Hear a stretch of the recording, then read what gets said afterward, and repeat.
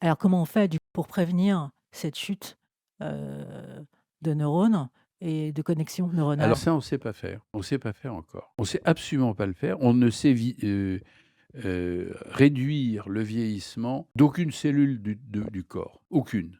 Par contre, ce qu'on peut, c'est renforcer, c'est-à-dire renforcer ce qui est sain, renforcer la motricité en demandant aux gens de marcher, de faire l'exercice, renforcer l'intellect en leur demandant de lire les journaux, de s'instruire, d'aller à des conférences, de voir des expositions, de discuter ensemble, de faire une belote, de réfléchir, une partie d'échecs, et puis renforcer les émotions aussi, c'est très important, les interactions sociales pour avoir des émotions, avoir des amis, tomber amoureux, pourquoi pas.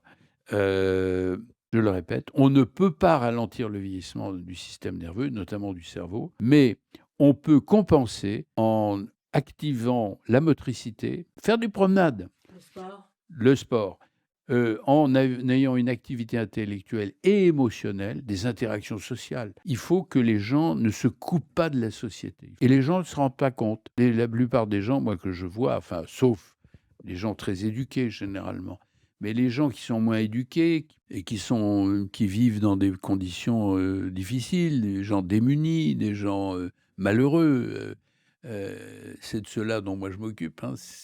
Dans les hôpitaux, vous savez, ces personnes-là qu'on voit, ces gens-là n'ont souvent pas conscience des choses.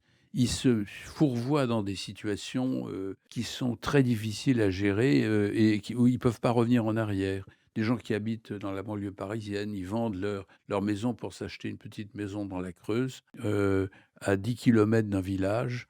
Ils sont contents, ils rénovent la vieille fermette.